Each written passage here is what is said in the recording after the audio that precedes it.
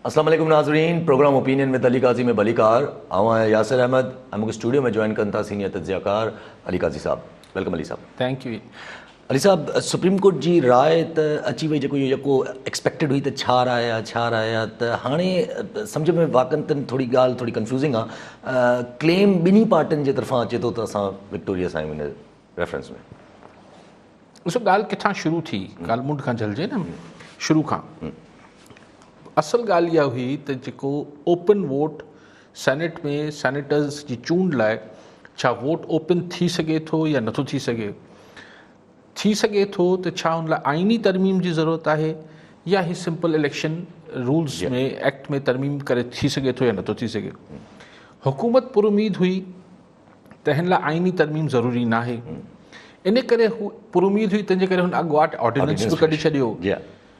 सो बुनियादी ॻाल्हि जिथां शुरू थी उते त हुकूमत खे जेको आहे ख़्वाहिशनि जो उबतड़ फ़ैसिलो आयो आहे त आइन में तरमीम ज़रूरी आहे। सो हाणे हुकूमत सोचे बि नथी सघे आइन में तरमीम करणु, छाकाणि त हुन वटि एतिरा मेंबर ई कोन आहिनि पार्लियामेंट में। सो हिन हद ताईं त हुकूमत खे जी ख़्वाहिश पूरी न थी हिन राय मां। लेकिन सुप्रीम कोर्ट पंहिंजी ओपिनियन में, एडवाइस में, राय में इहे ॻाल्हियूं चयूं आहिनि त बहरहाल को अहिड़ो मैकेनिज़म हुजणु खपे, बहरहाल अहिड़ी की सूरत हाल इलेक्शन कमीशन अहिड़ो को तरीक़ेकार हुजणु खपे हुजे त जेको सीक्रेट वोट आहे उहो दाइमी सीक्रेट न रही सघे, हमेशा लाइ न रहे, दाइमी हमेशा लाइ न रहे। सो सुप्रीम कोर्ट चए थी त इहो करिणो त हीअ आइन जे तहत थियनि था, तंहिंजे करे अगरि चेंज करिणो आहे त आइन सां करायो, आइन में तरमीम कयो। लेकिन इलेक्शन कमीशन ते इहा ज़िम्मेवारी आहे त हू को अहिड़ो मैकेनिज़म जोड़े, अहिड़ो को तरीक़ेकार जोड़े जो अगरि कंहिंखे शक शुबो थिए त उनजो को हासिल थिए। हाणे क्वेश्चन इहो आहे त ॾिसो, दाइमी अगरि वोट हिकिड़ी शइ सीक्रेट आहे, हिकिड़ी शइ जो लफ़्ज़ आहे उहो सीक्रेट बैलेट आहे, उनजी मुदत कीअं तय कजे, केतिरी सीक्रेट थी सघे थी, इहो बि सुप्रीम कोर्ट। अच्छा, इहो बि चऊं त केतिरी सीक्रेट थियणु खपे न थियणु खपे, इहो बि इलेक्शन कमीशन तय करे। इलेक्शन कॾहिं थियणा आहिनि? सुभाणे न, परीं 3 तारीख़ ते थियणा आहिनि। फ़ैसिलो अॼु 1 तारीख़ ते आयो आहे। पोइ सुप्रीम कोर्ट फाज़िल अदालत इहो बि पंहिंजी ओपिनियन में लिखे थी, राय में लिखे थी त टेक्नोलॉजी बि इस्तेमालु करे सघिजे थी।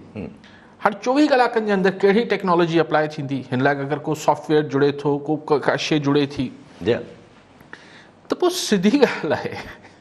ॾिसो, ॻाल्हि इहा आहे त हिकिड़ी, अच्छा हाणे मुंहिंजे लाइ मुंझारो मतिलबु 2 टे शयूं आहिनि, मुंहिंजे लाइ सभिनी लाइ, त छा सुप्रीम कोर्ट जी ही जेका एडवाइस आहे, सलाह आहे, राय आहे, इहो छा इलेक्शन कमीशन ते बाइंडिंग आहे, यानी हू छा इलेक्शन कमीशन पाबंद आहे इहो मञण लाइ? कुझु माण्हुनि जो ख़्यालु आहे माहिरीन जो त न, ही सुप्रीम कोर्ट जो हुकुम न आहे, राय आहे। राय तव्हां करे कंहिंजी मञो था या नथा मञो, पर वरी ॿियनि आइनी माहिरनि जो ख़्यालु आहे त हीअ राय को टीणूमल अलिफ बे जी कोन्हे, इहा राय सुप्रीम कोर्ट जी आहे, तंहिंजे करे ही अणसिधी तरह ही पाबंद आहे इलेक्शन कमीशन त हुन राय जे मूजिबि कमु करे।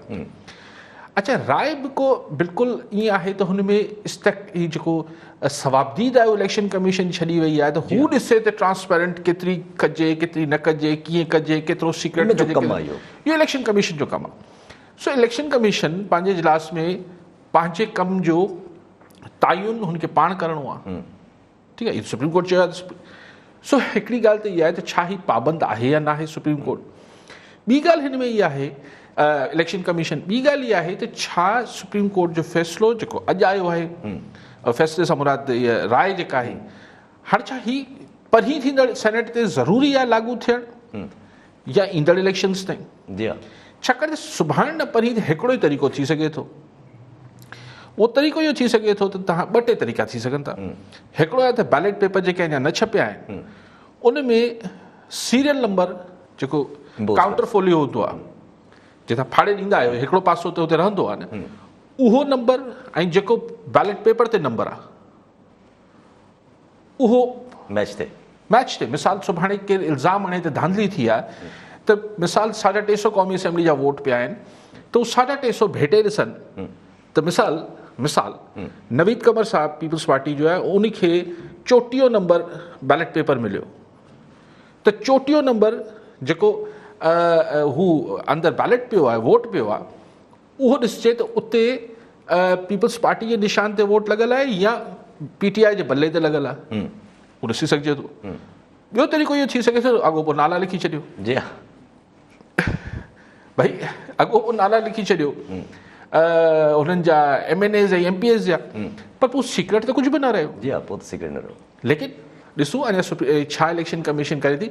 लेकिन ॻाल्हि मां त सॼी ज़ाहिर सभिनी फाज़िल जज साहिबान आहिनि ऐं उन्हनि जी राय ऐं उन्हनि जो एतिराम बिल्कुलु लाज़िम आहे पर मूंखे जेको जस्टिस यहिया अफरीदी साहब जो जेको रायो आहे जेको नोट आयो आहे मूंखे उहो सभु त भई छा इहे कहिड़े क़िस्म जे असांखे सदर जेको आहे फरमाइशी एडवाइस घुरी आहे इहे सवाल ई नथो ठहे। जी हिकिड़ी शइ जेका आइन में आहे उहो असांखां छो पिया पुछो त असीं तव्हांखे राय ॾियूं। सो जेके इख़्तिलाफ़ी नोट यहिया साहब जस्टिस यहिया अफरीदी लिखियो आहे मूंखे हू ॾाढो वणे पियो। हरू भरू पंहिंजो सुप्रीम कोर्ट जो बि वक़्तु ज़ियान था कनि क़ौम जो बि वक़्तु ज़ियान था कनि ऐं ॾिसो हिन महिल ही 5 जज साहिबान ते बेंच हुई ज़ाहिर हिन टाइम लॻो हूंदो उन्हनि ज़हन दौड़ायो हूंदो केतिरा ई ॿिया अनेक केसिस सुप्रीम कोर्ट में हलंदा आहिनि न साईं फाइनल अदालत आहे उहे असां वटि बैकलॉग आहे केसिस जो एतिरा केस उन में अहिड़े क़िस्म जा जेके केसिस आहिनि उहो बि टॉप प्रायोरिटी ज़ाहिर ही टॉप प्रायोरिटी ते अची वञनि था त सदर पाकिस्तान खे भला सुप्रीम कोर्ट खे अगरि इंगेज करिणो आहे त कोई सवाल त अहिड़ो कनि जेको को जवाबु ठहे। ठीकु आहे सभु कॉलर सां गॾु साबू ख़ान सूमरो उमरकोट मां। जी सूमरो साहब छा चवणु चाहींदा? पर सवाल असांजो इहो ई आहे त पहिरियां असांजी इलेक्शन हुई अने 221 ते त उहो असां खटी छॾी साईं हलफ़ बि खणी छॾियो। हाणे काज़ी साहिब खां सवाल इहो आहे त हाणे सेनेट में वोट ॾेई सघंदो या न ॿुधायो सर। ठीकु आहे सूमरो साहिब घटि थी लॻी पई आहे हर दफ़े फ़ोन करे पुछे थो असां खटे विया आहियूं साईं हाज़ुर हलफ़ खणी वरितो अथसि त बिल्कुलु आउं चवां थो साईं वोट कराईंदासीं साईं जो साईं वोट कंदो आहे अगरि हलफ़ करे वरितो आहे हलफ़ अगरि हुन खणी वरितो आहे त वोट थींदो हुन। ठीकु आहे सभु सवाल पोइ बि थोरो घणो इहो कंफ्यूज़िंग रहे थो न। जीअं असां वटि फेसबुक ते बि हिकिड़ो सवाल आयल आहे उहो ई सवाल वरी वापसि माण्हुनि जे ज़माने में दिमाग़ में बि अचे थो त हाणे सेनेट इलेक्शन्स ते केतिरे लेवल जो असरु पइजी सघे थो। हाणे कुझु बि असरु न पवंदो को बि असरु न पवंदो जीअं थियणा आहिनि जैसे थिए मूंखे त को फ़र्क़ु नज़र नथो अचे। थी सघे इलेक्शन कमीशन को अहिड़ी शयूं विझे नालनि सां बैलेट पेपर या उहो को काउंटर फोलियो सां हुनजो जेको सीरियल नंबर मैच कराए कुझु करे लेकिन उहो पोइ खुलंदो पोइ ॾिसबो छा थींदो कीअं थींदो। ज़ाहिरी तरह प्राइमेफेसी जेको ज़ाहिरी तरह नज़र अचे थो त जीअं सेनेट जी इलेक्शन थियणी हुई उअं ई थींदी। ठीकु आहे साहिबु पोइ अगरि माना सम्झिजे त अगरि जे ईअं ई थियणी आहे जीअं सेनेट इलेक्शन्स थियणा हुया त माना पोइ वाक़िअतन हाणे जोड़ जक जेका आहे ऐं कनेक्शन्स ऐं ॻाल्हियूं उहे हे 2 ॾींहंनि में असांखे तमामु तेज़ी सां नज़र ईंदियूं। थोरो हाणे वरी थोरी देरि पहिरियां जेको आहे MQM जे तरफ़ां बि अनाउंस थी वियो त असां अनाउंस न थियो आहे ज़रियनि वटां ख़बरूं हलनि थियूं त MQM पीपल्स पार्टी जी आछ रद्द करे छॾी आहे ज़रियनि वटां अञा ऑफिशियली हुनजो अचिणो आहे।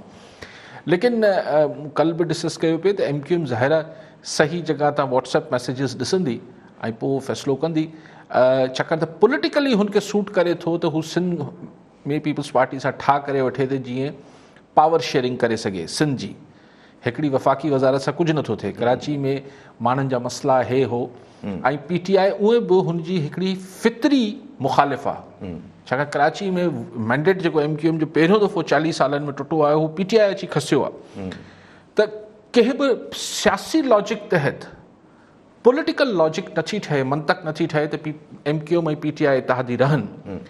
लेकिन ज़रूरी थोरी आहे हर शइ सियासी मंतक तहत कयो वञे का ॿिया मंतक बि हूंदा आहिनि।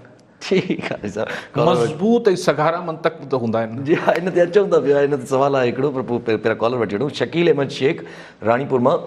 जी शेख साहिबु छा सुवालु आहे छा चवणु चाहींदा? काजी साहिब खां सवाल इहो हुयो त मरियम नवाज़ अक्सर पंहिंजे जलसनि में चवंदी आहे त जेको आहे सो हुकूमत असांखे लॉन्ग मार्च करण खां अॻु में ई हुकूमत हली वेंदी। अमां हिनखे कीअं पिया ॾिसूं? ठीकु आहे मरियम नवाज़ हाणे त चयो त लॉन्ग मार्च जी ज़रूरत ई न पए शायदि। शेख साहिबु अक्सर न चवंदा हिकिड़ो ई दफ़ो चयो अथसि 2-3 ॾींहं पहिरीं ऐं उन्हनि चयो त शायदि ज़रूरत न पए। ॾिसूं ऐं आउं सम्झां थो त जेको लॉन्ग मार्च जी ज़रूरत न पवण जी ॻाल्हि जेका आहे उहो दारोमदार हिन ॻाल्हि ते आहे त गिलानी साहिबु इलेक्शन हाराए थो या गिलानी साहिबु इलेक्शन खटे थो। अगरि इलेक्शन हाराए थो यूसुफ रज़ा गिलानी त पोइ लॉन्ग मार्च जी ज़रूरत बरक़रार आहे। अगरि गिलानी साहिबु इलेक्शन खटे वञे थो त इन जो मतिलबु इहो थियो त क़ौमी असेंबली में PTI जे इतिहादियनि जी अक्सरियत ख़तमु थी चुकी आहे। त पोइ हू ऑप्शन बी ॾे वञिबो, यानी जेको पीपल्स पार्टी अॻु में बि चई रही त नो कॉन्फिडेंस कजे, पर अपोज़िशन वारा जेके हुनजा इतिहादी हुआ नवाज़ लीग ऐं मौलाना फज़ल रहमान वारा ही सभु चई रहिया त अगरि तव्हां नो कॉन्फिडेंस जी ॻाल्हि कयो था त नंबर गेम में असांखे ज़ाहिर करे ॾियो, तव्हां कीअं नो कॉन्फिडेंस कीअं आणे छॾींदो, कीअं कामयाबु कंदो। त ओॾी महिल पीपल्स पार्टी त इहो कुझु बि साबित न करे सघी या न करणु चाहींदी हूंदी। शायदि इहो ई चयो हूंदो त असां उन महिल ताईं गिलानी साहिब जो ऐलान बि कोन थियो त हुनखे सेनेट जी इलेक्शन बढ़ाइबी। त शायदि हाणे हू चवनि था त ठीकु आहे असीं तव्हांखे अमली डेमोन्स्ट्रेशन अमली डेमो करे था ॾेखारियूं त यूसुफ रज़ा गिलानी खे असीं तव्हांखे इस्लामाबाद जी सेनेट जी सीट था खटाए ॾेखारियूं था, जेका पोइ कुझु साबित करण जी पोइ ज़रूरत न पवंदी। पोइ त अंडरस्टूड आहे त PTI जी जेका इतिहादी आहिनि जिन्हनि खे तक़रीबन 9 वोटनि जी 9 वोट्स जी अक्सरियत आहे क़ौमी असेंबली में, मतिलबु पोइ विञाए चुका आहिनि। जी हाँ, ठीकु आहे सर। अच्छा, पाण वटि फेसबुक ते सुवाल आहे उहो MKM सां रिलेटेड त MKM जेको आहे कल्ह ताईं त इहे ख़बरूं अचनि पियूं त MKM हा आफ्ताब सलमान लिगारी साहिबु चंबड़ मां सुवाल कयो आहे त असां वटि मतिलबु पहिरियां त MKM जो इहो ई अचे पियो त मांझाने में बि न वई आहे PTI जे, त अचानक सां वरी हाणे ख़बरूं अचणु शुरू थी वियूं त उहो बि एग्ज़ैक्ट सुप्रीम कोर्ट जे रेफरेंस खां पोइ। ऐं जीअं तव्हां चयो त मतिलबु मुंहिंजो हिकिड़ो सुवाल वरी ज़हन में अचे थो पोइ back in the game. Well U never know, ही लास्ट मिनट जेके आहिनि शयूं थींदियूं आहिनि। मूं तव्हांखे अर्ज़ु कयो त अगरि MKM वटि हिकिड़ो तासुब वारो त ख़ैर अगरि को उहो एलिमेंट आहे त उहो एलिमेंट माज़ी में बि रहियो आहे, पोइ ॿई पीपल्स पार्टी ऐं MKM वारा भाउ थी हुकूमतूं बि कंदा रहिया आहिनि, सो उहो एतिरो फैक्टर न हुजणु खपे। पॉलिटिकल फैक्टर्स छा आहिनि? पॉलिटिकल फैक्टर्स इहे आहिनि त कराची में MKM खां सीटूं खसियूं के आहिनि, PTI पीपल्स पार्टी त कोन खसियूं। ॿियो फैक्टर त अगरि हुते हिकिड़ो वफ़ाक़ी वज़ीर वफ़ाक़ी हुकूमत में MKM जो हिकिड़ो आहे, जी हिकिड़ो, हिते अगरि 2 या 2.5 सूबाई वज़ीर थी पवनि MKM जा त कराची जे आम माण्हू खे जेको हुनजी कॉन्स्टिट्यूंसी आहे, जेके हुनजा जेके माण्हू आहिनि या वोटर आहिनि, उन्हनि खे वधीक जल्दी कैटर करे सघे थी, वधीक सर्व या वधीक कैटर त हितां करे सघे थी न। सो पॉलिटिकल लॉजिक सियासी मंतक में ॻाल्हि नथी ठहे त MKM पीपल्स पार्टी जी ऑफर खे रिजेक्ट करे छॾे। लेकिन जीअं मां गुज़ारिश कई पे त मंतक सिर्फ़ु सियासी न हूंदा आहिनि, कुझु ॿिया सघारा ताक़तवर क़िस्म जा मंतक हूंदा आहिनि। सो MKM ज़रूरु उन वटि को तमामु सर्वाइवल जी ॻाल्हि बि सघारो मंतक हूंदो, ऐं चई नथो सघां। ठीकु आहे सभु इन में ई सेनेट जे इलेक्शन सां इन शइ खे गॾु जेके अॼु ख़बरूं हलनि थी पियूं त KP गवर्नमेंट में बि जेको आहे हुकूमत अपोज़िशन खे जेको आहे 2 सीटूं मतिलबु हिकिड़े एडजस्टमेंट जो ऑफर करे छॾी आहे, बलूचिस्तान में बि अहिड़े नमूने एडजस्टमेंट में ऑफर करे छॾी आहे। ॾिसो वाइज़ मूव आहे पीपल्स PTI खे। ही त कोरोना सां त गॾु वेहण लाइ तयारु न थींदा इमरान ख़ान साहिबु। हाणे अगरि अगरि हिननि खे वाक़ई में चिड़ आहे त हॉर्स ट्रेडिंग थिए थी ऐं नोट हलनि था, ही थिए थो, त भई सिंपल हो, प्रोपोर्शनेट हुन में ॾिसी वठनि हा, जीअं पंजाब में कयूं सभु राज़ी थी विया, ईअं KP में करे वठनि हा, ईअं ई सिंध में करे वठनि हा, ईअं ई बलूचिस्तान में करे वठनि हा। बाक़ी यूसुफ रज़ा गिलानी वारी सीट हिकिड़ी विड़ी वठनि हा, हिक ॿिए सां उते एडजस्टमेंट नथी थी सघे। लेकिन हिन लाइ हिकिड़ो पॉलिटिकल ही जेको चओ था हिते त हाणे अगरि इहा ॻाल्हि को ॿियो करे हा त इमरान ख़ान साहिबु चए त NRO नहीं दूंगा। अरे भाई सीट एडजस्टमेंट थिए पई, जी हा, पॉलिटिकल पार्टीज़ त पॉलिटिकल पार्टीज़ में अगरि पॉलिटिकल एडजस्टमेंट्स थींदियूं आहिनि त हाणे छो था कयो? कल्ह ताईं तव्हां हर ॻाल्हि ते चवंदा हो त PDM फलाणा ढमकाणा हिननि सां असीं जेको आहे NRO नहीं दूंगा, त पोइ ही NRO ही बि त तव्हां सीट एडजस्टमेंट कयो पिया न, पंजाब में करे चुका आहियो ऐं बलूचिस्तान ऐं KP में कयो पिया, त पोइ ही NRO किथे वियो पोइ? जी कॉलर वटि चटो हिन ते हिकिड़ो सुवाल मोटी था अचूं। शमसुद्दीन अब्बासी गंबट मां। जी अब्बासी साहब, छा चवणु चाहींदा? अस्सलाम वालेकुम साईं। वालेकुम सलाम साईं साईं टीवी साईं असां अली काज़ी खे साईं इहो सवाल आहे, हे इहो सॼे जी चूंडनि में त ईअं ई छो नथा कनि जेको आहे त अपील थिए कया माण्हू हेॾे थी पियो ऐं बाबा यूसुफ रज़ा गिलानीअ जा माण्हू हेॾे थी पियो त खीर खीर थी वेंदो पाणी पाणी थी वेंदो। ठीकु आहे वज़ साहब। साईं गिलानी साहब ऐं शेख साहब जा माण्हू कोन्हनि, मोज़िज़ मेंबर साहिबान आहिनि। हा ॾिसो इहो आहे त केरु टिपी साईं शेख साहिब हेॾे अचे थो, केरु टिपी होॾे वञे थो, जहिड़ो त असां शुरू खां ई हिन ते हले पियो, जहिड़ो त इन ते हले पियो। जी हा, केरु करे करे वञे थो पियो। सभु इन सां ई अगरि रिलेटेड सवाल रखिजे त जीअं तव्हां ॻाल्हि कई त हीअ हाणे जेको बलोचिस्तान में इहा ई सीट एडजस्टमेंट जी ॻाल्हि कनि था पिया, केपी में बि सीट एडजस्टमेंट जी ॻाल्हि कंदा पिया, माना हिकिड़े क़िस्म जी मुशारत कनि था, पॉलिटिकल मूव कनि था पिया, त इहो कॉन्स्टिट्यूशनल अमेंडमेंट जे वक़्तु बि थी सघे पियो। इहे हर वक़्तु थी पियो सघियो। आउं सम्झां थो त जेका सूरतयाल हुई अॼु खां साल ॾेढ अॻु, त ही जेको अपोज़िशन जी पार्टियूं हुयूं इहे चाहिनि पियूं त इमरान ख़ान हुकूमत ई हले, छाकाणि त हीअ जेके ग़लति मतिलबु ग़लति सां मुरादी ॾुखिया फ़ैसिला करणा आहिनि, महांगाई थियणी आहे, हीअ थियणी आहे, उहो सभु। पर हू जेको हिननि जे पोयां ॾंडो खणी सरकार निकिरी पई त पोइ हिननि चयो त भई हाणे त मुश्किल थी पई आहे। सो हाणे क्वेश्चन इहो हो त ऐं हुन महिल ज़ाहिर असांजा सघारा हल्का बि, असांजी इस्टेब्लिशमेंट बि उन ई पेज ते नज़र आई पई जेको इमरान ख़ान साहिब जे हवाले सां आहे। हाणे हीअ जेको नओं हींअर कुझु महीने ॾेढ में माहौल जुड़ियो आहे त पीपल्स पार्टी बि चवणु शुरू कयो, सभिनी चवणु शुरू कयो हाणे त भई हाणे इस्टेब्लिशमेंट जेका आहे उहा ग़ैर जानबदार आहे। त शायदि ख़ाकान अब्बासी साहिबु कल्ह चयो त मुंहिंजी दुआ आहे त ईअं हुजे त इस्टेब्लिशमेंट ग़ैर जानबदार आहे। हीअ बकौल शाहिद ख़ाकान अब्बासी साहिबु, हा एक्स प्राइम मिनिस्टर आहिनि, उन चयो त मुंहिंजी दुआ आहे, सदसि दुआ आहे त इस्टेब्लिशमेंट ग़ैर जानबदार थी वई हुजे, पर हिन जो फ़ैसिलो 3 मार्च ते थी वेंदो। जी हा, जी हा। हाणे ॻाल्हि इहा आहे त ज़ाहिर 3 मार्च ते उहे जेका ॻाल्हि आउं बि मुस्तक़िल पंहिंजे शोज़ में कयां थो त ॾिसो जेका सियासी तोड़ जोड़ आहे ऐं मनूवरिंग आहे, इन में PDM जी टीम जेका आहे उहो ख़ान साहिब जी टीम खां सघारी आहे। तोड़ जोड़ में ख़ान साहिब जी टीम नथी पुॼी सघे हिननि खे। हा अगरि इस्टेब्लिशमेंट आहे हुते त पोइ ॿी ॻाल्हि आहे। सो अगरि ख़ाकान अब्बासी साहिब खां, पर अगरि हिकिड़ो मासूमाना सुवाल आउं बि करे वठां त अगरि मिसाल इस्टेब्लिशमेंट न अगरि मिसाल हफ़ीज़ शेख साहिबु उहो ई खटे वञे थो, खटे सघे थो न भई, खटे सघे थो, लीगली नंबर आहिनि, नंबर हुन वटि आहिनि, नंबर आहिनि, त तव्हां छा था चाहियो त इस्टेब्लिशमेंट पंहिंजे पाण खे ग़ैर जानबदार साबित करण लाइ तव्हांखे सपोर्ट करे त हफ़ीज़ हाराए। सो हीअ जेको शर्त रखनि पिया, इहो हिकिड़े क़िस्म जो प्रेशर आहे। हा हीअ शर्त जेको रखनि पिया त भई असांखे तव्हां साबित करे ॾियो तव्हां ग़ैर जानबदार आहियो, माना असांखे तव्हां गिलानी खटाए ॾियो। जी हा, ऐं पोइ सुभाणे नो कॉन्फिडेंस बि कराए ॾियो। जी हा, ठीकु आहे। सभु कॉलर सां गॾु अली अकबर नोड़ी छाछड़ो मां। जी नोड़ी साहब छा चवणु चाहींदा? अस्सलाम वालेकुम साईं। वालेकुम अस्सलाम। मुंहिंजो अली काज़ी साहब खां इहो सुवाल आहे त कल्ह GDA वारनि पंहिंजी मीटिंग में इहो फ़ैसिलो कयो त असीं PTI खे वोट ॾींदासीं, अॼु MQ वारनि में साॻियो ऐलान कयो आहे।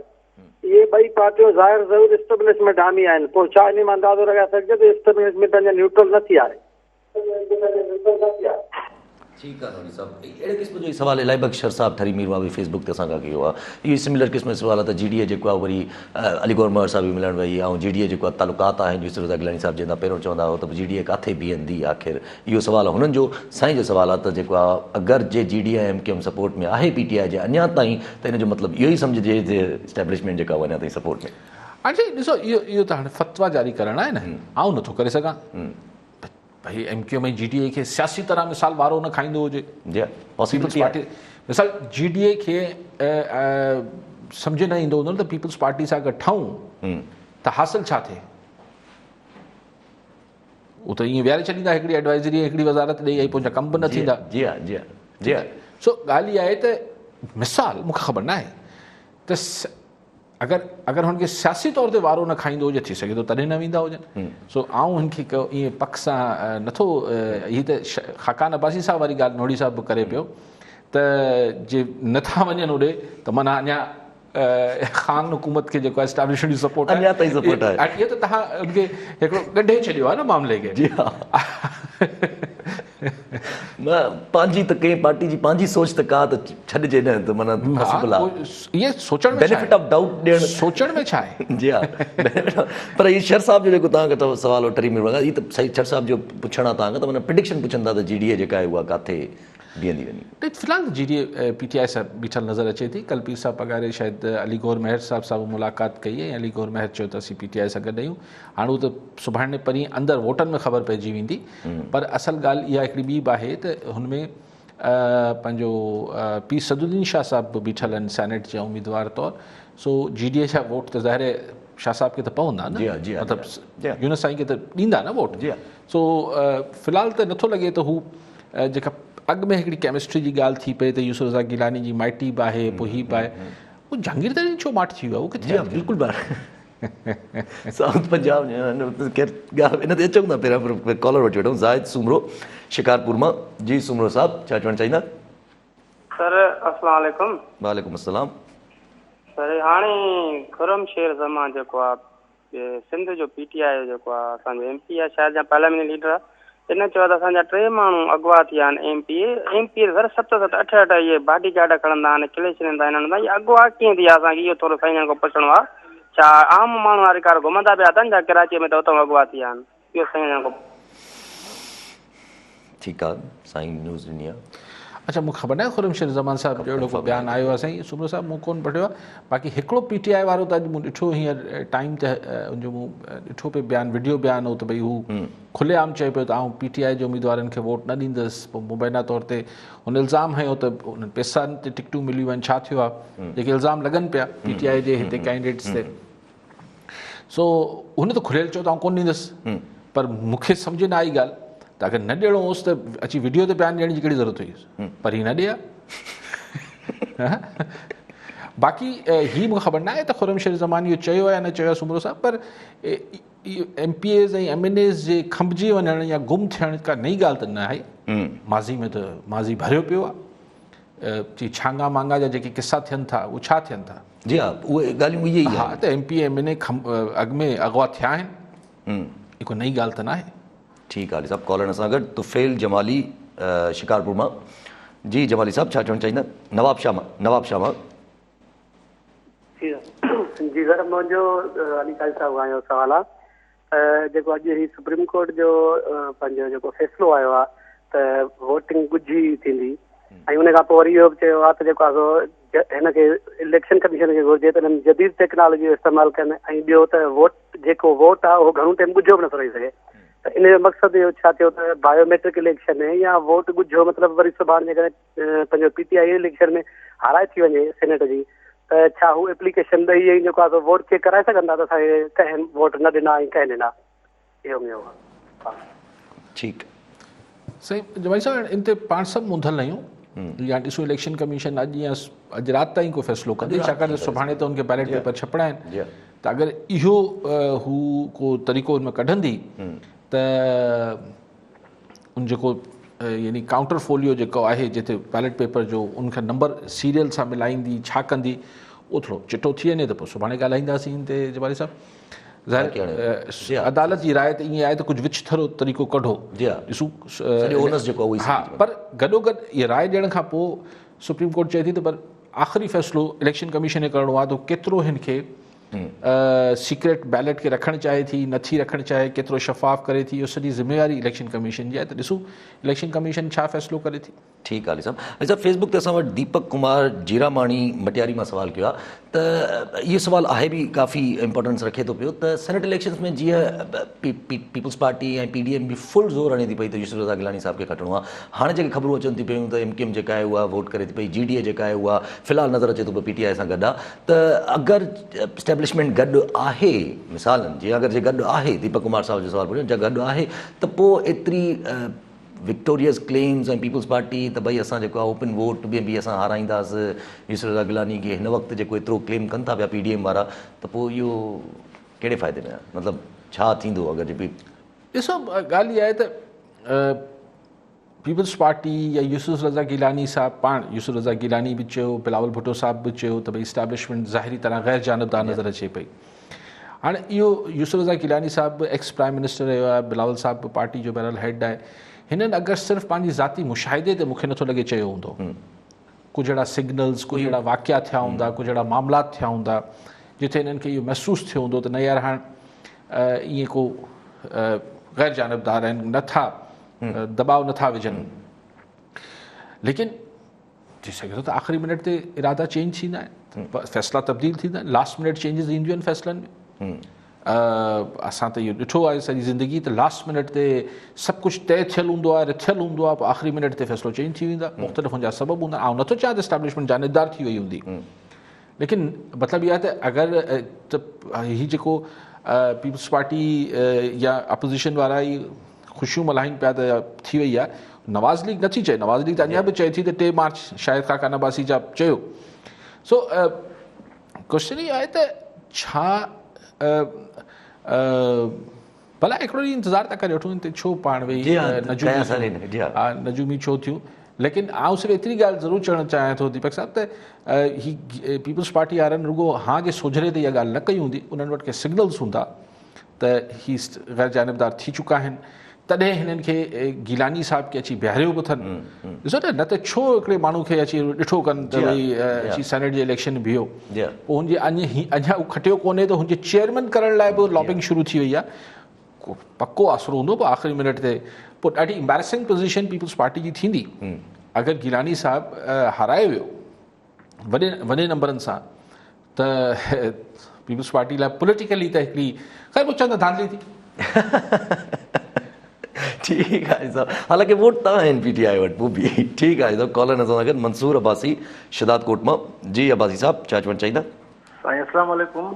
साईं तव्हांखे सर मुंहिंजो अर्ज़ु आहे, जेको अॼु सुप्रीम कोर्ट जी राय आई आहे त इलेक्शन कमीशन जेका आहे सा टेक्नोलॉजी जदीद टेक्नोलॉजी जो इस्तेमालु करे सघे थी, त छा जेकॾहिं पंहिंजो इलेक्ट्रॉनिक वोटिंग मशीन जेकॾहिं ओचितो अची वई त पोइ सीक्रेसी रहंदी असांजे वोट जी।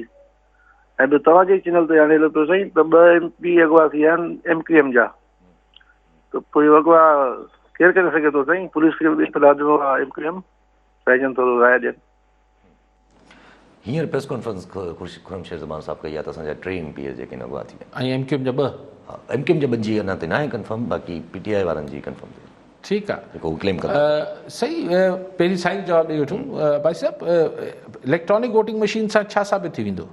हिकु उहा धांधली त कोन पिया चवनि त को मेंबर जीअं असां वटि थींदो आहे बोगस वोट पवंदा आहिनि, इहो उहो थोरी थिए पियो। इहो त सिर्फ़ु ॾिसणो इहो आहे त अगरि आउं पीपल्स पार्टी जो आहियां त आउं नवाज़ लीग वारे खे न ॾियां, नवाज़ लीग जो आहियां त PTI वारे खे न ॾियां, ऐं PTI वारो आहियां त JUI वारे खे न ॾियां। हिन में EVM छा कंदी? सो हिन में ॻाल्हि त सिधी आहे, पोइ बैलेट पेपर ते नालो लिखी छॾियो। जी अगरि करिणो ई आहे त पोइ बसि हिकु माण्हू बिल्कुलु क्लियर करे माण्हू ॻाल्हि। हा बसि चइजे त भई आहे या निशान मटाए छॾे। ख़ैर निशाननि सां कुझु कोन थींदो। हा निशान मटाए हर पार्टी खे अलॻि रंग जो ॾेई छॾीनि बैलेट पेपर, त उहा ॻाल्हि अलाए छा आहे, फिज़ूल ॻाल्हियूं आहिनि। पर ठीकु आहे, आहे 3 मेंबर अगरि खुर्रमशेर ज़मान साहिबु चए पियो त अगवा थी विया आहिनि, त हिकिड़ो त TV ते अची वियो आहे, उहो आहे हिन में शामिल या न आहे? हिकिड़ो त TV ते अची बरमला चए पियो त बाबा अच्छा हा इहा कंफर्म करणु ज़रूरी आहे। हिकिड़ो त गबोल साहिबु आहे न जो कराची मां, जी हा करीमबख्श गबोल साहिबु, करीमबख्श गबोल त अची TV ते चए पियो, वीडियो बयान में चए पियो त बाबा आउं वोट कोन ॾींदुसि। जी हा जी ज़ाहिर वोट न ॾींदो त फ़ोन बंदि करे किथे लिखियो वेठो हूंदो। हाणे हिन में इहो कतन हैरत जी ॻाल्हि न आहे। सरकार मुख़्तलिफ़ ॿी क़ुवतूं माण्हू इलेक्शन वारी राति ते या इलेक्शन खां 1 ॾींहुं पहिरीं MPA MNA councillor UC chairman इहे खंभिजी वञणु, गुम थी वञणु, अगवा थी वञणु, इहा को अजीब ॻाल्हि न आहे। असांजे मुल्क जी सियासत में कतन ई का अजीब ॻाल्हि न आहे। लेकिन ही अगवा पैसनि लाइ या भोंग लाइ न थींदा आहिनि, इहे ॿिए मक़सदनि लाइ थींदा आहिनि। या त हिननि खे थोरो खुलियल हवा में विहारे हिननि खे सम्झायो वेंदो आहे त बाबा तव्हां ॾिसो, तव्हांजो ज़मीर जेको असीं ॿुधायूं पिया, तव्हांजो ज़मीर बि इहो ई चए पियो त इहो करे वठो। ॿियो हूंदो आहे त हिननि खां वोट एब्सटेन कराए छॾिजे।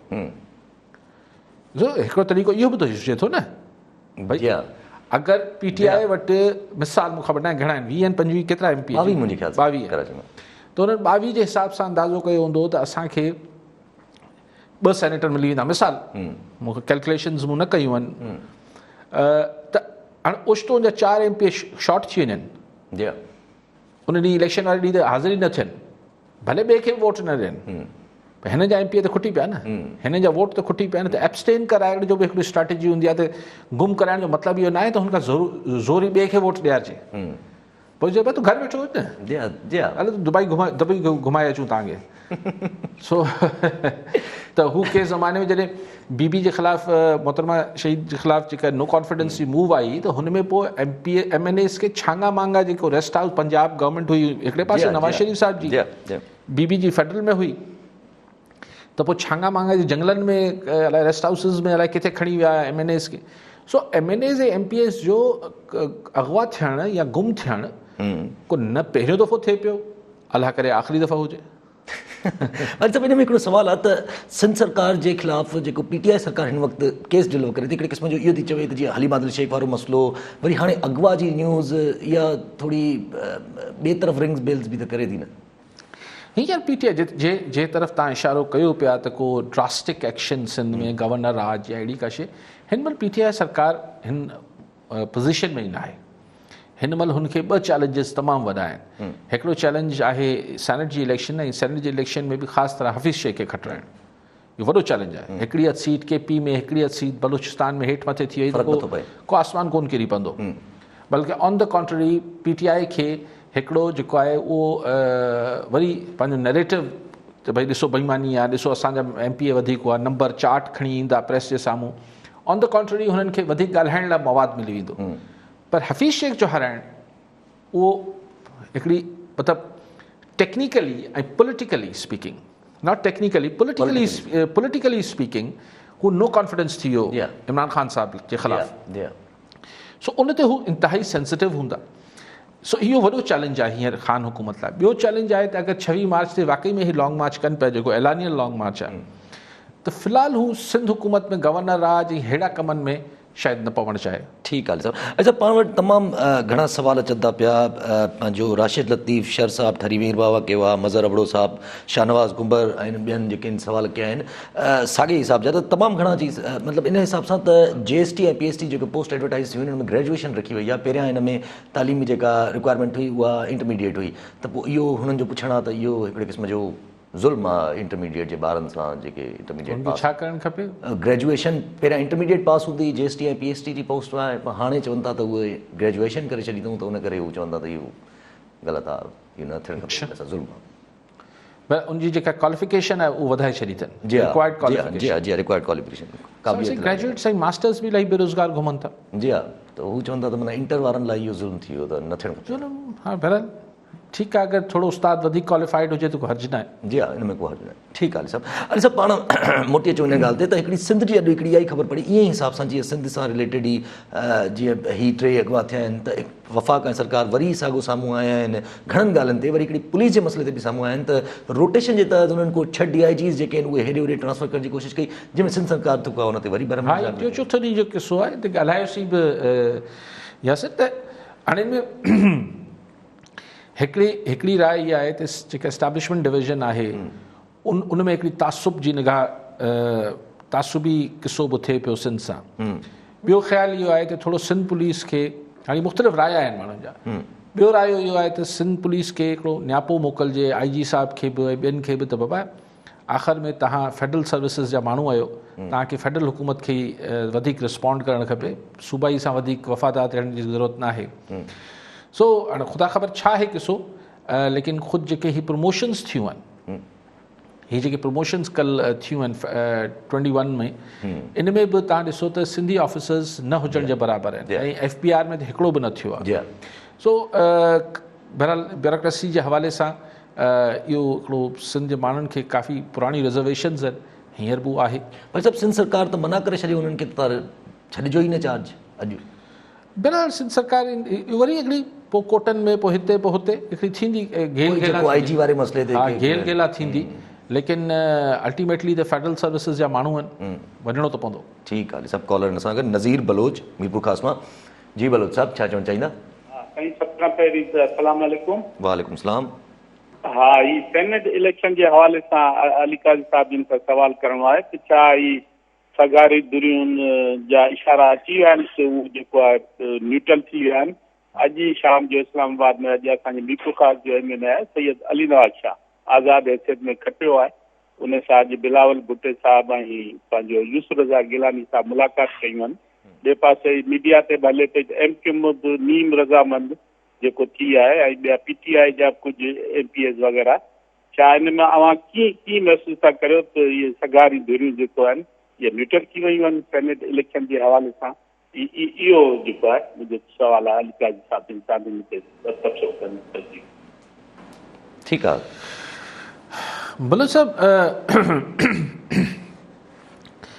हिते असांखे त ख़बर इहा पई अचे त MQM जेका आहे उहा शायदि PTI सां गॾु बीहण जो फ़ैसिलो कयो आहे। तव्हां चओ पिया त हू अञा ताईं इनडिसाइसिव आहे। न, मुंहिंजे ख़्याल में फ़ैसिलो त शायदि ज़रियनि मां त इहो ई आहे त हू PTI खे सपोर्ट करे पई।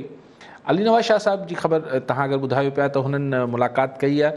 अली नवाज़ शाह उहे बि पुराणो पीपल्स पार्टी जो उहो सफ़ा पुराणो भुट्टो साहब जे ज़माने खां हिकिड़ो जियालो,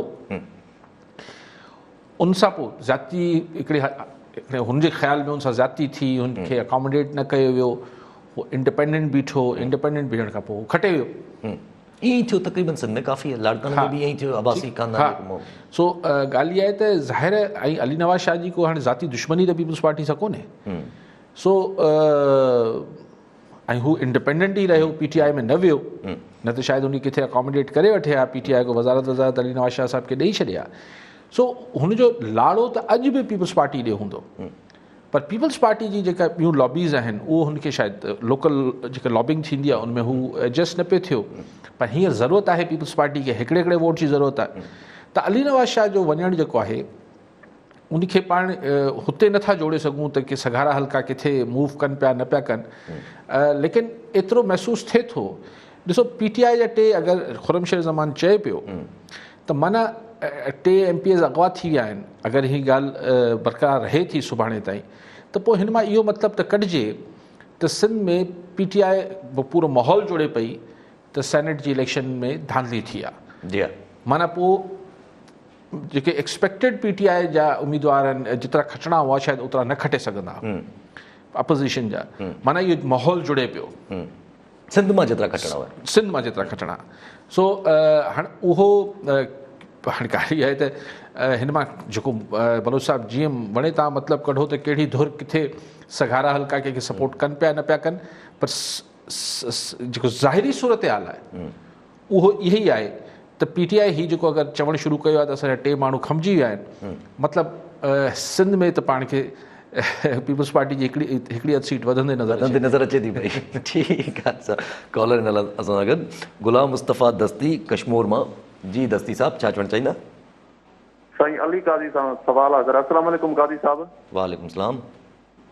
साईं मां पुराणो फैन आहियां काज़ी साहब जो। जॾहिं KTN ते शो ईंदो हुयो काज़ी साहब जा कॉमेंट्स मां सफ़ा ॿुधंदो आहियां। इहो टाइम न्यूज़ खे असांखे ॻोल्हे ॾाढो टाइम थी वियो आहे। मसे ख़बर पई आहे त टाइम न्यूज़ ते साईं वेंदो आहे।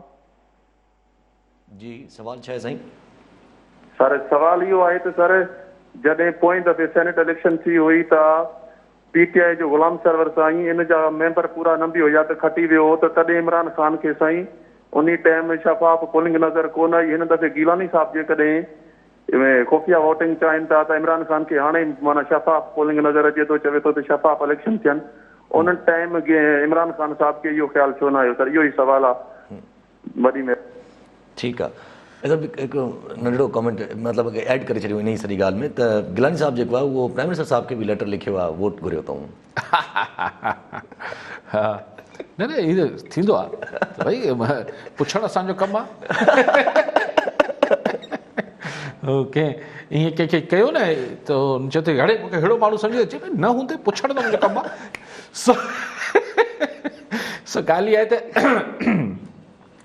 दस्ती साहब जेका ॻाल्हि कई, दस्ती साहब ॻाल्हि इहा हूंदी आहे त तव्हां कहिड़ी ॻाल्हि मतिलबु किथे आहियो त ओड़े जिथे आहियो ओड़ी ॻाल्हि कंदो। 2013 जी इलेक्शन धांधली थी वई, इमरान ख़ान साहब चवंदो 4 हल्का खोले छॾियो, फलाण करे छॾियो, ढिमकाण करे छॾियो।